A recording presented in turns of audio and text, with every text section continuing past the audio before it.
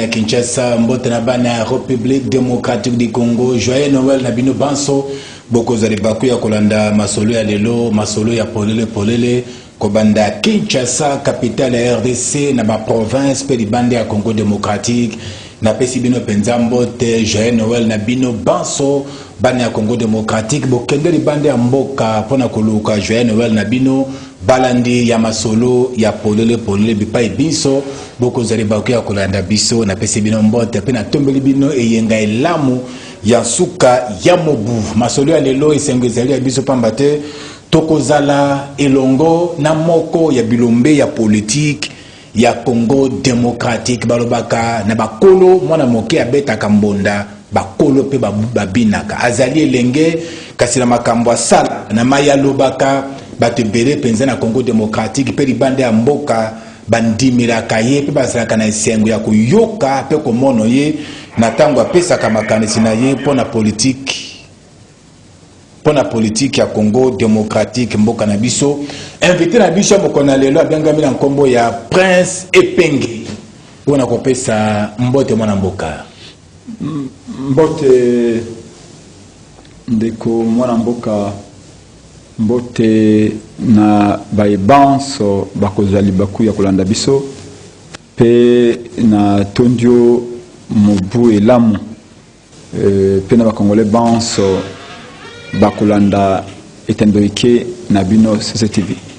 Prince Epenge azali mokambi ya ADD Congo, Action pour la démocratie et le développement au Congo, ADD Congo azali mokambi na yango azali pe moko ya ba communicateur na isanga ya Lamuka. Prince Epenge tobenga ka mingi descendant ya Patrice Emery Lumumba pone tumbana ye pona bon somi ya bana banso ya République démocratique du Congo ya azali wana mobianga bina biso ya mokona lelo nini tokoloba na mwana mboka Prince Epenge tokomeka kolobela mobembo moyetata mokonzi ekolo Félix Antoine Tshisekedi Tshilombo asalaki na etuka ya Kasai Oriental mingi azalaki na masolo elongo na bandeko ya Mbujima elisukuli ya kafuka esalemaki kuna tokomeka kotala yango kozanga kobatela mamalamu to pe insécurité na partie est ya Congo démocratique tokotala yango mokona lelo tokolobela 9e G ya francophonie oyo esengeli kosalema awa na ville province ya Kinshasa ekosalema tope ekosalema te tokolanda makanisi ya mwana mboka Prince Epenge pe na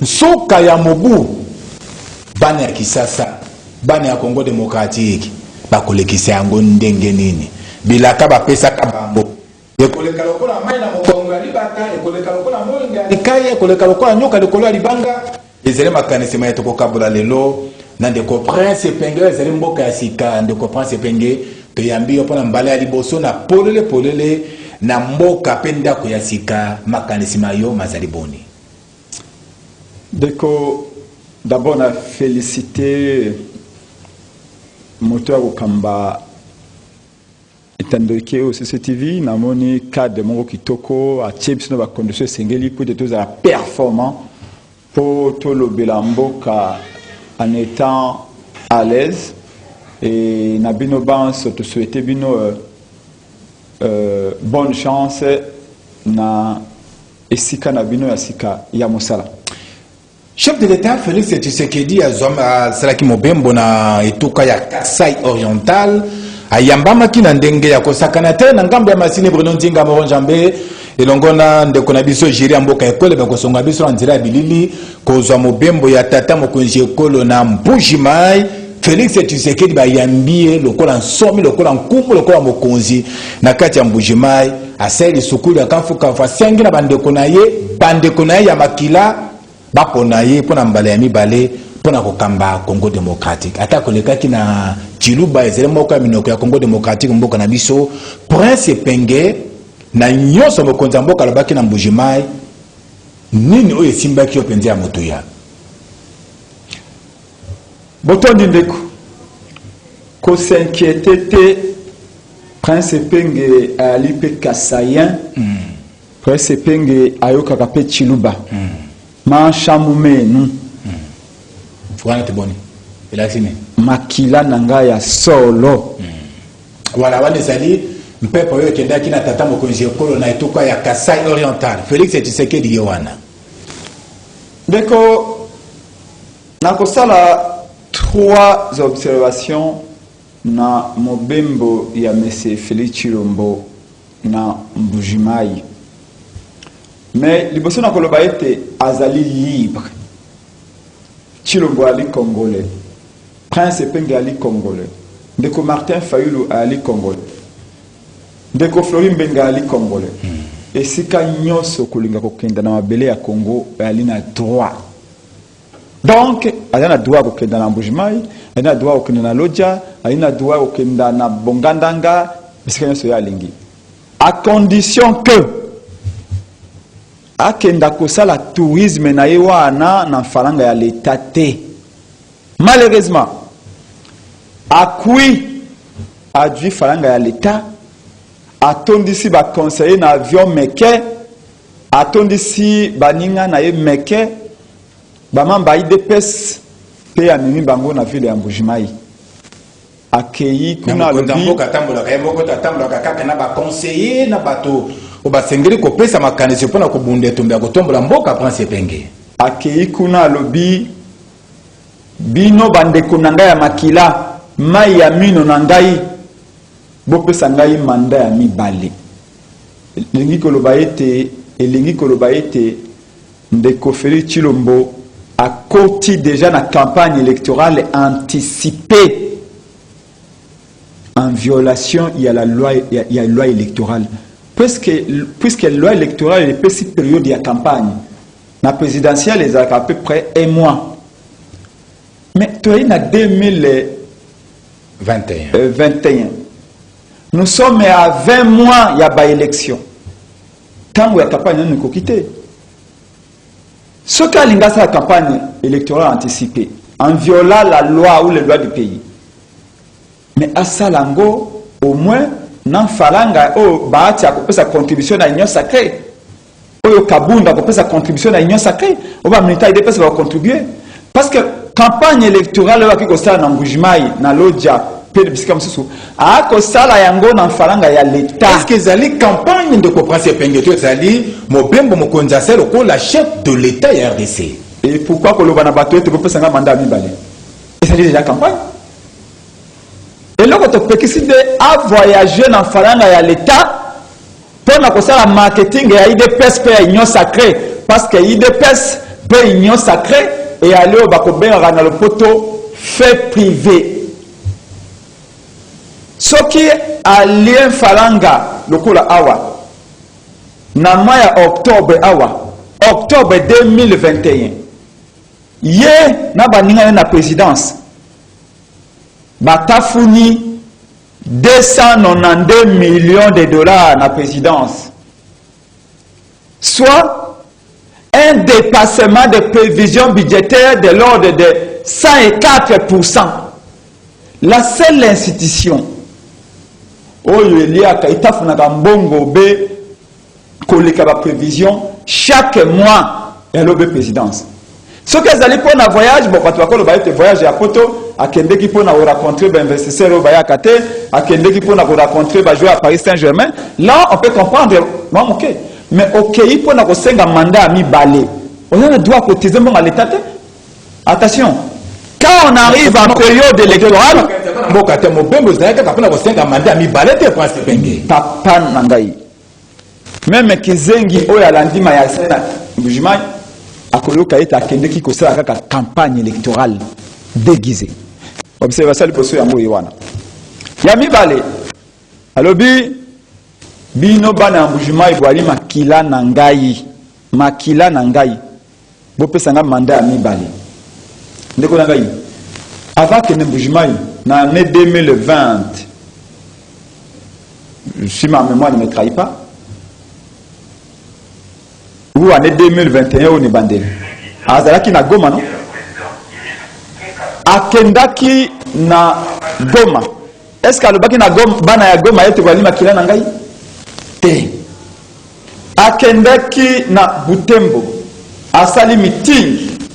Est-ce que alobaki na bandeko na biso Butembo ete bozali makila na ngai te alaki na Beni na Bunya est-ce que alobaki na bango ete bozali makila na ngai te et pourtant bango nde actuellement ba ko souffrir le plus mais pour nani kaka tango akei na mbujimai nda lobio wali makila na ngai. Mais après c'est penge yo pozali moi politique prince penge meeting na masona bana mboka na yolo na ya sola kana kingaboa na ndengo zraka na Pascal zaka ndenge mokote maloba pe ko kana kate prince penge le konangai pona prince epenge bana Équateur bali makila na ngai bana ya Bakongo bana ya Bandundu bana ya Katanga bana ya Manyema bana ya Kivu bana province orientale bana ya Kasai bana ya Bandundu bali makila ya molobele ya peuple prince epenge.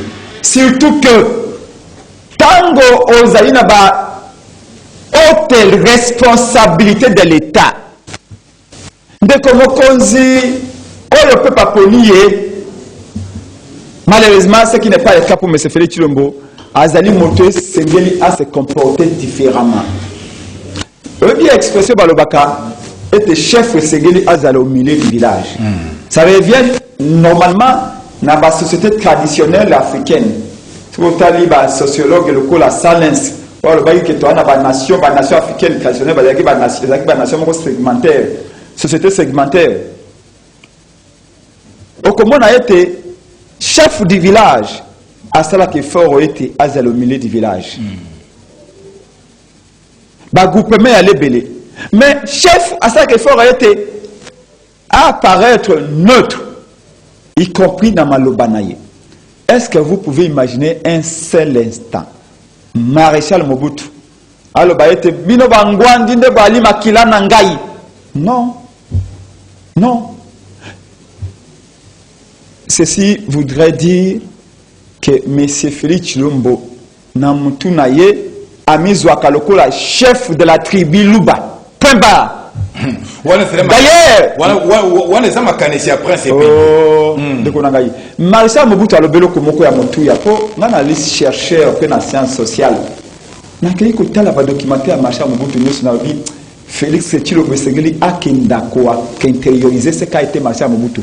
Au moins l'aspect à Obabengi unité nationale, Obabengi cohésion nationale, Obabengi volonté de vivre ensemble.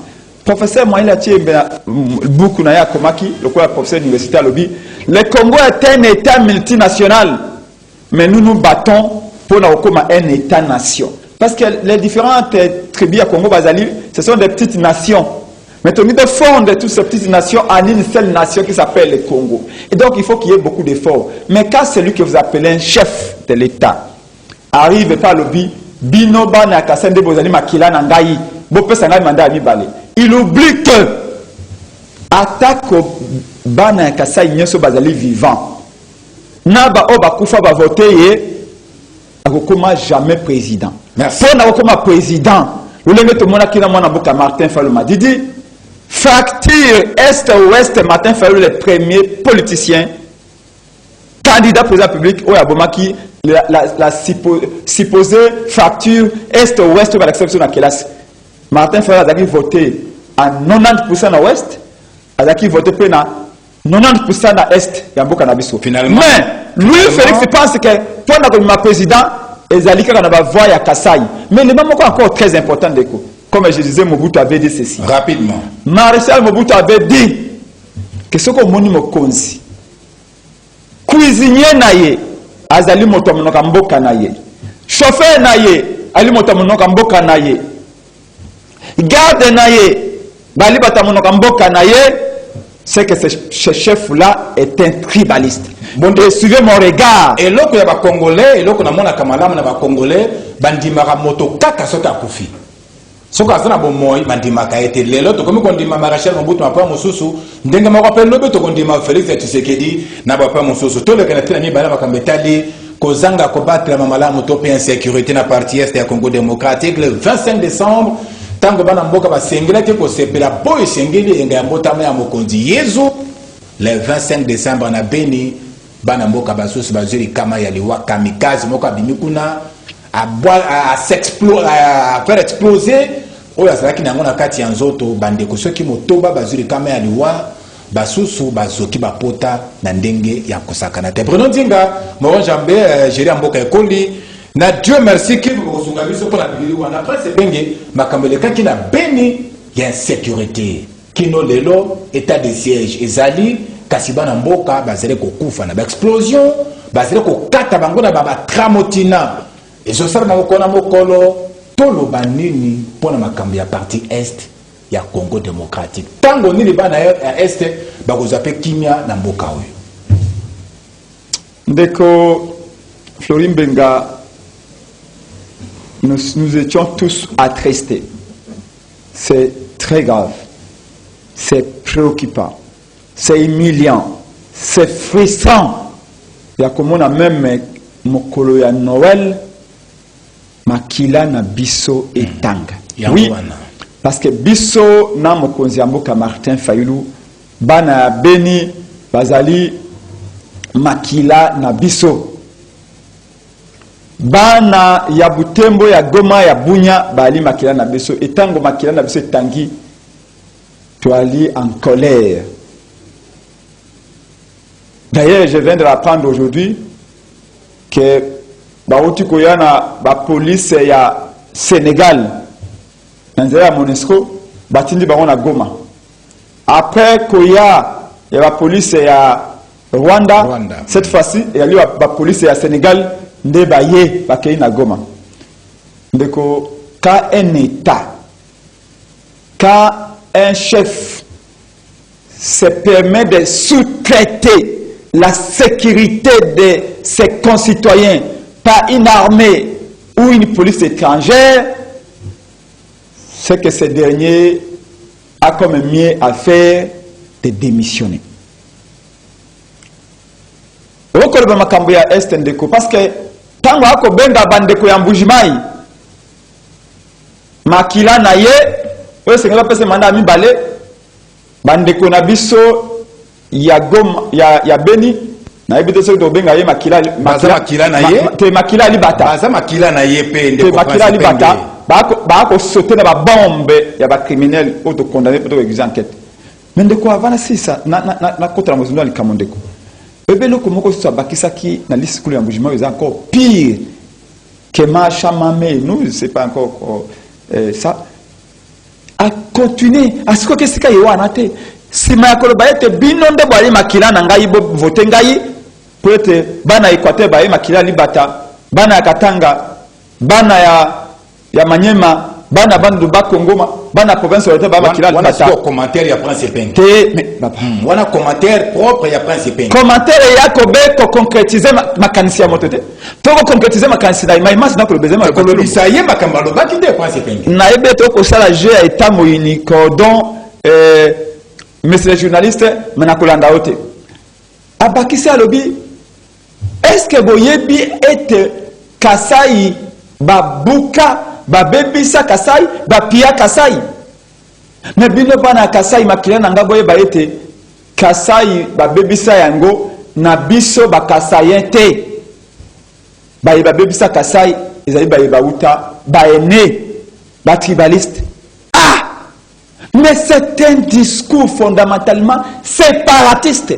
Est-ce que tu peux t'imaginer Baleki Nabiso ya Mbujimai il y a 10 ans 12 ans o ba ko mona muto ba bengi chef de l'état o ya ko fasciner bango aikei na Mbujimai ya ko bana bango boye ba ete Kasai ba bebisa yango ba pia Kasai mais ba pia Kasai na biso e ali biso bana Kasai te ezali ba uta Équateur ezali ba uta Katanga ezali ba uta bandu ba Kongo ba uta Loja ba uta Nord Kivu.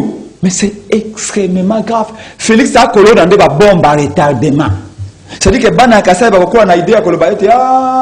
Donc la province est sous Balinga Kabisote. Baetini est sous Kongo Balinga Kabisote. Bangwandi, Bayaka, Baswahili, Batetela, Bayombe, Bamushi, Balinga Kabisote, Bana Kasai, Yango Bayana Kasai, Ko Boma Kasai. Qu'est-ce que tu peux dire? Na zone sur le malobana ebe temitune yali yayo biano yangai. Maintenant c'est une opération inverse.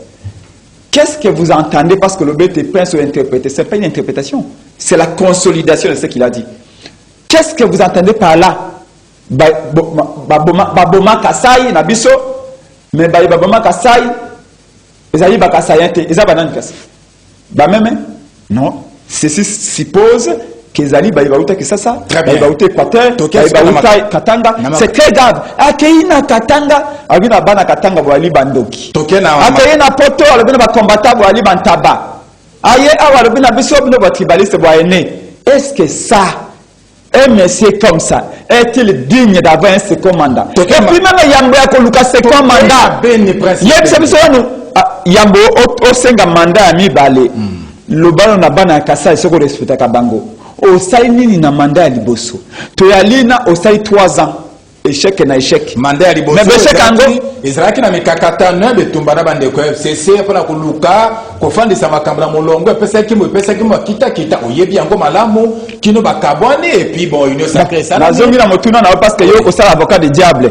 na comprendre yo ko sala avocat du diable nana atindaki Félix a ko négocier na Kabila tokela makamba yo tindaki tokela makamba be ne prince penge pour te évoluer peuple atindaki ya ko sala libala na Kabila te soki baswani eta peuple nani lelo yi est-ce que yebi lelo que 80% ya baye ba composer union sacrée ezali bato ya FCC oyebi yango esika ke ikuna nana ke ko préparer campagne anticiper bandi na Mbujima na ke ko préparer bwana Seif Lumanu ministre intérieur ya Kabila pendant plusieurs années Bochab ministre intérieur pendant plusieurs années Lambert Mende ministre de la communication et médias tous bakobia oba mema ba président na kunda ba mema Mobutu na kunda bazonga na Kabila ba mema Kabila na kunda siko bazu Chilombo ba ko mema na kunda parce que oyo Félix a ko sa lelo ezali pierre tombale politique pour na 2023 ndeko kodona ibeko oko sala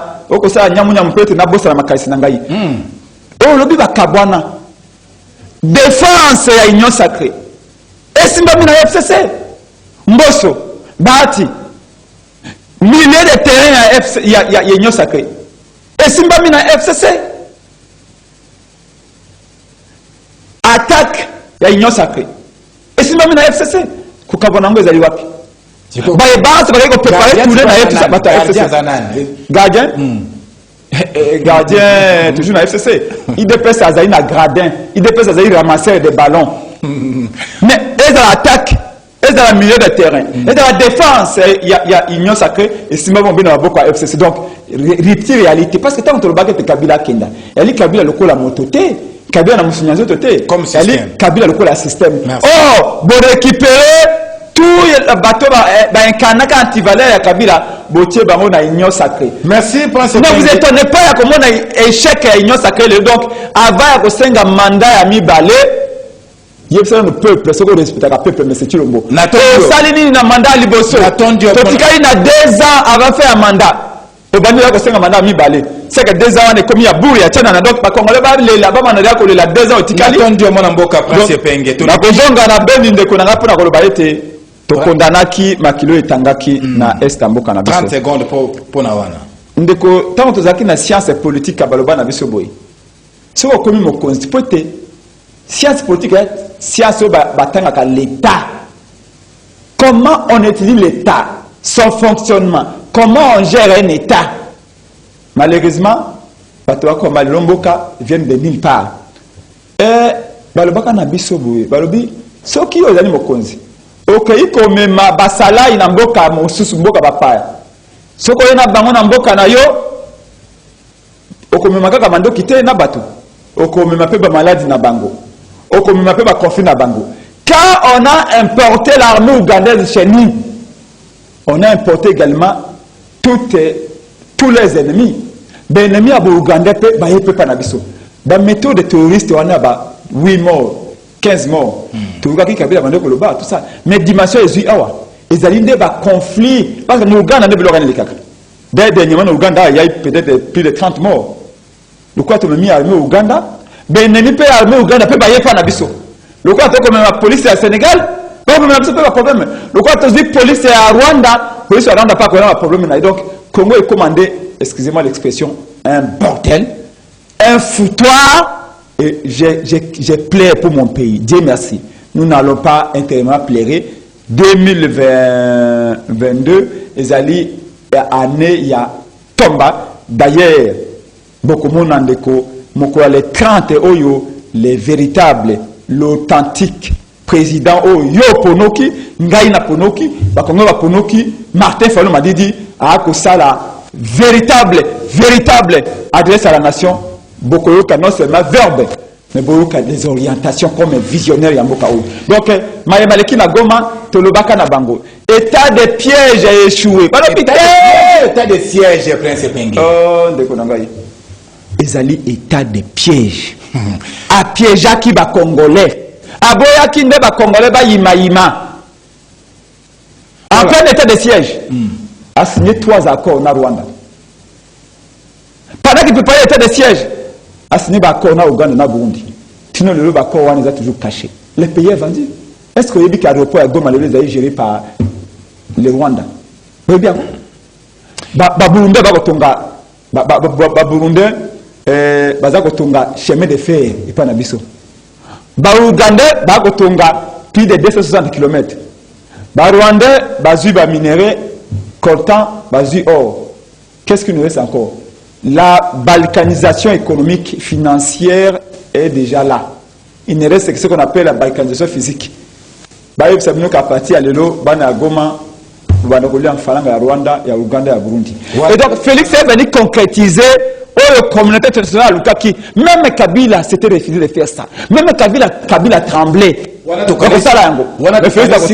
Tokanesi maloba ya Nkondo Marechal Mobutu kozonga penza na bomoike le Congo et kozaraka jamais yakokabwana tokotikira kaka na bomoko na biso makambetali 9e jour ya francophonie et sengeli kosalema awa na ngomba mokonze Kinshasa mais question ezali moko et kosala mepai wapi pamba te kino lelo bisika wa sengeli kobongisa kofandisa bato pona masano wana ata moko nanu esalamite fiasco na fiasco Prince Epenge. Est-ce que vous avez que 9e jour ya francophonie et koki réellement kosalema na mboko ndeko akomi ko banga koloba pamba te na komona lokola monoko na ngai nganga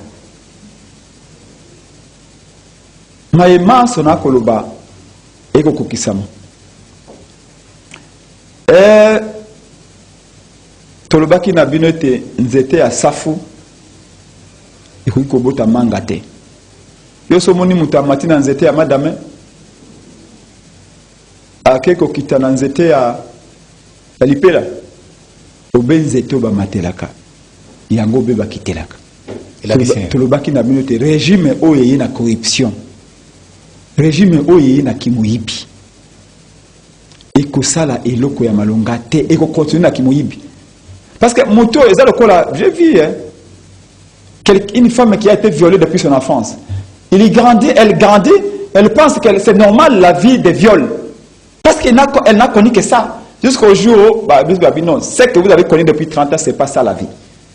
Muntu oya ina ndenge ya kimoyibi ya ndenge ya fraude akolinga ko perpétuer fraude na ndenge nyos seulement pour na régime oyo basali semblant mais malheureusement eza lokola mwasi oyo atie maquillage eza na durée nango esimbaka soki eza mpona 3 heures soki 3 heures eleki okomona ata eza na salle climatisée mascare bandi kokuya. C'est comme ça le régime à Félix. Francophonie, c'est quand même l'image du Congo. Bazuma Falanga ya organisation ya francophonie. Pour na kosala G ya francophonie. Tout le monde a publicité basali na gouvernement chilenge oyo boye francophonie to rehausser époque to rehausser honneur ya Congo. Voilà, tout comment organiser le sommet à francophonie, ou bien la francophonie, Canada, Ali, France, Ali, Belgique, Ali, Sénégalais, tout ça. Et c'est un événement mondial. Tout le monde, monsieur Félix Tshilombo, a inauguré la salle de jeu, non, a lancé début à travaux pour je crois 3 complexes pour accueillir jeu à francophonie. Et c'est quand on athlète qui va vendre. En face à Sonic Afuta, ça fait 2 ans depuis Félix Akende qu'on posé pierre, béton pour la relève. Ah, ça le à 6 niveaux pour nos athlètes. 3 depuis Akende Gatino le loso au Kéil de Konangai. Brick ya liboso batia et ce que c'est qu'il y a il est qualité faranga nyo surtout passer simple le aburangando. Donc partout j'ai rencontré un chauffeur Yanani il y a beaucoup de délégation il y a des membres il y a francophonie il y a des sénégalais et les autres délégation il y a des francophonie il y a aéroport na monta moni monta za liboso wana bako yana nzira bo bakomi na changu kabire ici na monta et pas monta est tombé en panne délégation ici minzi la motema ele qui sa monta tala ba étranger ba ko tala biso yembo motara yeba kiteke tukutuku nanga oyo mazute tikela moto mais c'est fait tu batia qui na tête ya organisation francophonie asimba motema na ba moyen nyo sur organisation esika kenda ba ko lukai na mwinda. Est-ce que vous allez bien lelo parce que et je l'obama ma question qui me sont invité ba ko kenda université à Kinshasa ba comme ça bandeko ba ba koya ba loger bango wana ndeko na ngai na ko ya poko ko kata ngai tika ko sa je etamo nya Congo ko sa je inyo sakete ndeko tika na panza sango ba kongo ba lolinge mboke kitambola poso ki na lobite ba lobio boko critiquer ça veut dire critiquer ba lobio prince penga zali tribaliste au tiko ya ba délégation ya ba pays étranger pour la francophonie puis ba ko ya nzela monter ekati batuni monter nini yo kabira esili ba comme ko ba délégué à la France na bani ba bibo contribuer oh abi mais moi je suis venu avec les héros est-ce que vos stations service ici ont des héros non ba bisi monter yo tikala abisi le pays ba tiki monter deuxième effet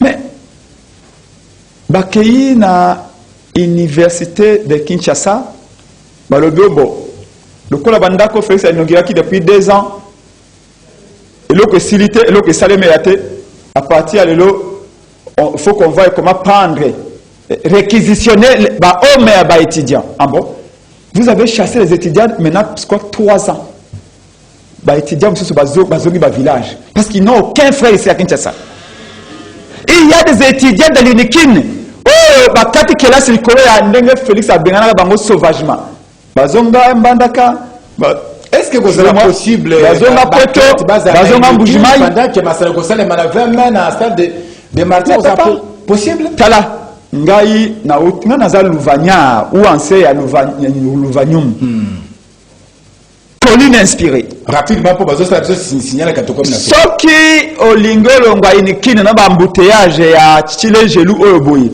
pokoma esika tele non terrain ko na le bongité. Depuis combien de temps Gocha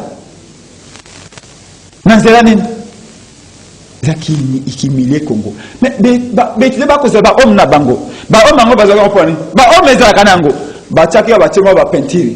Ba tche peinture, ba temo mwinda ndeko na photo lo bande ko pense peinture ba bongisa ki ba homme ndenge sengeli. Ba pakoli mokobo langi ya sika ba timbinda ba bongisi makambo manso ezonga na ndenge peinture we sengeli pense kongi. Inikine ezali ndako na ngai. Ndako ya molobeli yoko la kisagay ni kina yona Félix wala sagay kine koleka donc beti daba kozo balo beti daba bité molobeli lobana bango soki balengi ba penti na bango ba iko tia na bangelingo melo ko bangelingo bila tina balabala kanseta bongisi kisasa ba bangelingo na bango ba iko tia na ba homme balongola yango batika biso ba homme les étudiants souffrent comme ça et continue à souffrir ko ba homme na bango siko comme francophonie et qu'on vend kuna to boy yango prince penge il y a mis certaines déco parce que il y a même parmi les délégués à Sénégal à démissionner zo pas na bango abio za aventure papa c'est ça la gestion je répète encore tango to le bakete Kabila kenda ezali Kabila te na mandefu na ye et à l'inde système ya Kabila détournement pillage ya mbongo lokuta lokola aboy. Merci. La liste qu'on a lobby, justice que tambola mabe, justice ezali tengu. Mais yo zui kamero bimisé libanda. Et puis vous ça prendre la justice. Merci.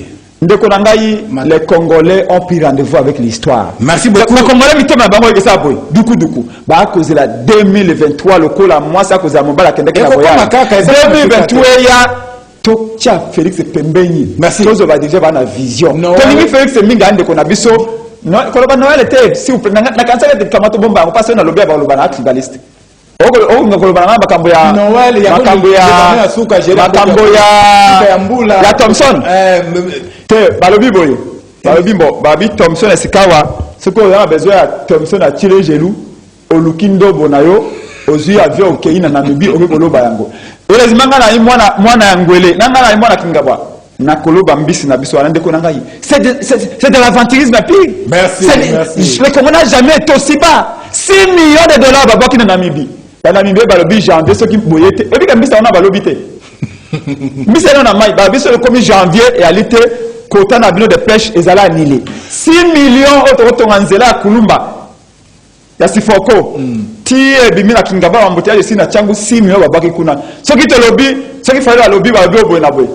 Rendez-vous il y a limoko Nzambo Kamade Fola Koloba Moko à 30 Bozela Radio Tuburuka les véritables discours les véritables adresses pour n'akoyer Sabino Tebo Bongama 2022 vérité et que triomphe. Maton de Mengi Mwana Mboka Prince Penge Mokambia de Congo Molobeli à la Mouka descendant il y a Patrice Emery Lumumba Naton de Botel de Pambate on dimaki kotika misala bakipation nyoso zaki na yango pona koya ko répondre na mituna to bongisa ki pona yo mwana mboka Prince Penge na tondio penza botondi ndeko journaliste atako saki j'ai à union sacrée mais ba congolais va comprendre to linga na lobate na pesa ki onzele ya koloba Prince Penge botondi na Olivier Longwango azraki sima na caméra mo Njambe Jéri Mboka Koli binon dinga ndeko na biso Dieu merci ki fo botondi na yo Romain Makonda Mbangi Makanga Alain Kabongo Mombu Doudou Montiri boton de la binobance pour ceux qui bakio pour d'abiso lelo masolo et comme na suka